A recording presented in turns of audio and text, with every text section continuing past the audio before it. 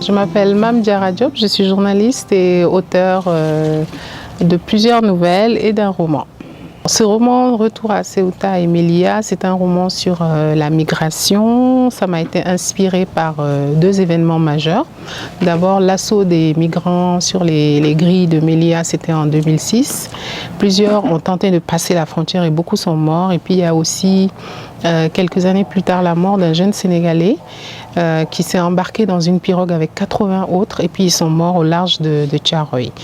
Donc ces deux événements ont constitué un peu la trame du roman, et le roman, c'est 4 aventuriers qui prennent la route depuis Dakar et qui décident d'aller d'abord par la mer et ensuite par le désert pour arriver en Espagne, comme des milliers de migrants le font chaque année.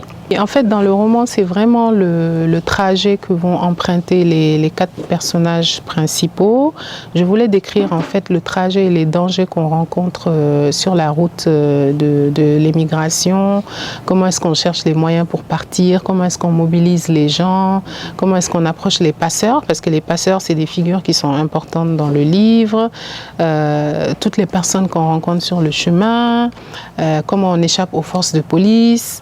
Donc il y a beaucoup de choses dans le roman. On parle aussi des problèmes de chômage. En fait, en dessous, il y a les problèmes de chômage, de gouvernance, les perspectives d'avenir pour les jeunes, parce qu'aujourd'hui, des milliers d'Africains préfèrent partir, tenter l'aventure et se dire on va essayer plutôt que de rester végéter là où on est. Donc Djibril, qui est le personnage principal, va tout faire pour partir. Il va même laisser sa mère, sa fiancée, et il va s'accompagner de 3 autres personnages. Donc chacun a ses motivations, et sur la route, ils vont rencontrer d'autres personnages qui ont aussi d'autres motivations et qui viennent d'autres pays. Parce que la migration, c'est pas seulement le Sénégal, c'est aussi le Mali, le Cameroun, c'est plusieurs pays en fait.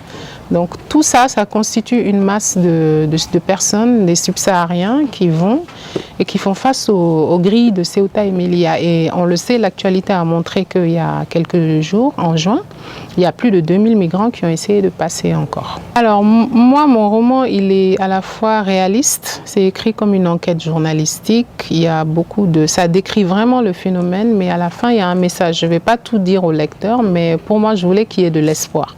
Parce que je me dis, c'est vrai, c'est un phénomène qui est tragique, mais au bout de ça, quelle est la solution? Est-ce que c'est partir? Est-ce que c'est rester? Donc au bout de ce roman, je pense qu'il y a une forme d'espoir qui est là, parce que la question, c'est la question du développement du continent africain. Quelles sont les solutions que nos États vont mettre en place pour réduire le phénomène? On ne peut pas empêcher les gens de partir, mais qu'est-ce qu'on fait pour encadrer le phénomène migratoire? Comment est-ce que les jeunes vont mieux comprendre le phénomène de la migration, et pourquoi est-ce qu'il faut partir, pourquoi est-ce qu'il ne faut pas partir aussi? Quelles sont les conditions?